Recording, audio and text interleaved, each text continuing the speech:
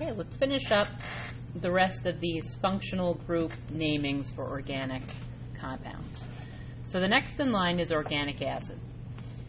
When we look at an organic acid, these are your types of acids that we played with during our acid-base solutions unit. We know that the pH range would be something in the acidic area, which is 0 to 7.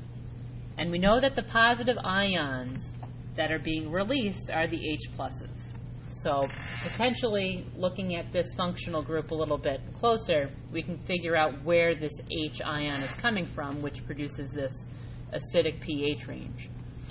So looking at your general formula, table R, okay, you can see sometimes they're written as a COOH, okay, COOH, where the R again is representing your hydrocarbon chain, and ultimately it's drawn as shown in table R like this.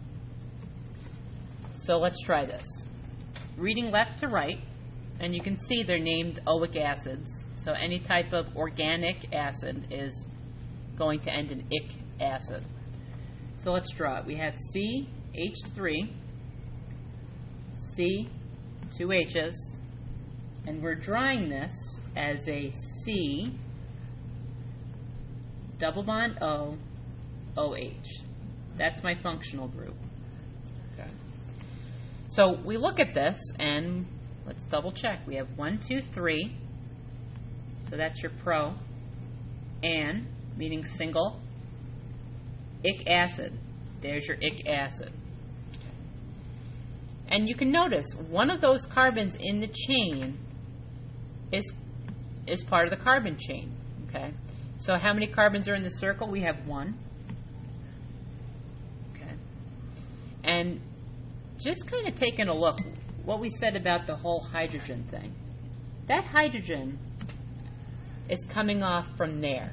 So that's going to be given off by this type of acid, which is called propanoic acid, and that produces the low pH, which is a high concentration of hydronium ions.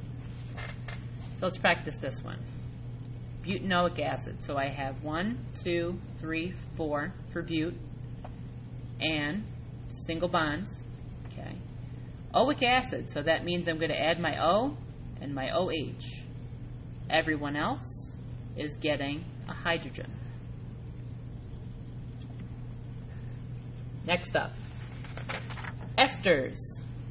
Okay, functional group consists of a double bond. Okay, a double bond O connected to AO.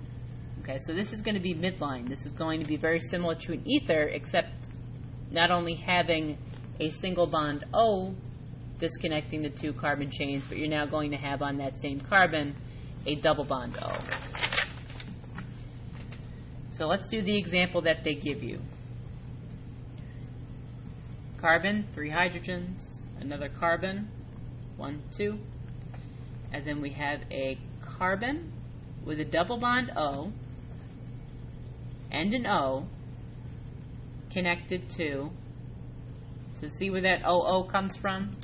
So this O is a double bond, this is a single, like an ether, connected to the C and 3 hydrogens. So there's my group in the middle, okay? And this is how the name comes up. Methyl, so that's this part. So I take my smallest chain, put it in the front, and then I have 1, 2, 3. Propane. Okay, there's the propane. So part of that is actually included in your functional group naming. Okay, so that's where we get methyl, propane, O8. Starting to get a little bit more difficult. So how do we draw this? Let's try ethyl butanoate. So butanoate is going to be my C, carbon chain, 4 carbons, single bonds because it has the AN in it. Okay. My functional group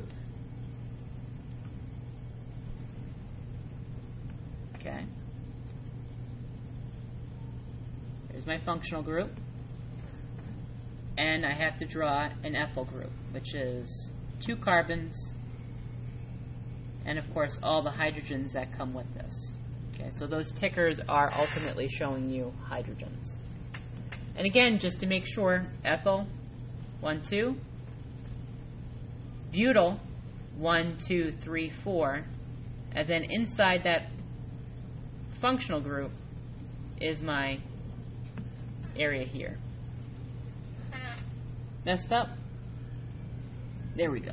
Apologize. We can't have an O double bonded to an O. It has to come off the carbon.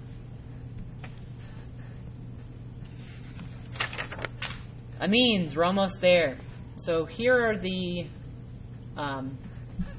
these are the chemical things that make up amino acids. So in chemistry, you just have to know how they're put together. So amines just mean that there is a nitrogen involved. So if I were to write 1 propanamine, okay, that means that I'm going to have my carbon, carbon, carbon, and then where's this nitrogen going to go? Carbon, carbon, carbon, prop. My nitrogen's going to go here, and then I'm going to have 2 hydrogens coming off of it. So let's just double check this. Carbon, carbon, carbon. It's on the 1. That nitrogen, this, is on the first carbon. And that's how you would draw 1 propanamine. Now if I wanted to draw 2 propanamine, this guy is moving. So I still have my 3 carbon chain, okay, and now I'm going to have my N with my 2 H's coming off of it. Okay. So it has moved now to the second carbon. Almost there. If amines weren't confusing enough, let's try amides. Okay. If we were to take a look at our general formula, now we have a nitrogen and an oxygen. So bear with me. Carbon, carbon, carbon, an O, an N, and 2 H's.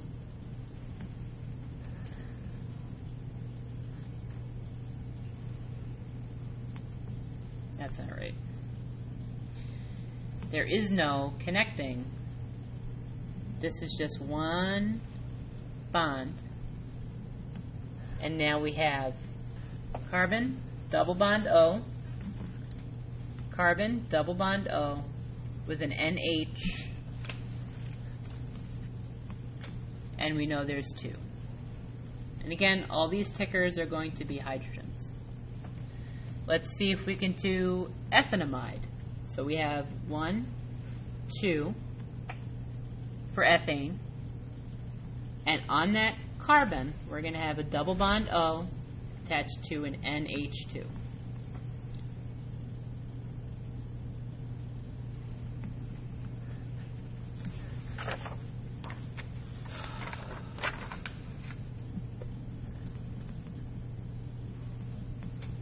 And that's how you do all of the naming for your organic functional groups.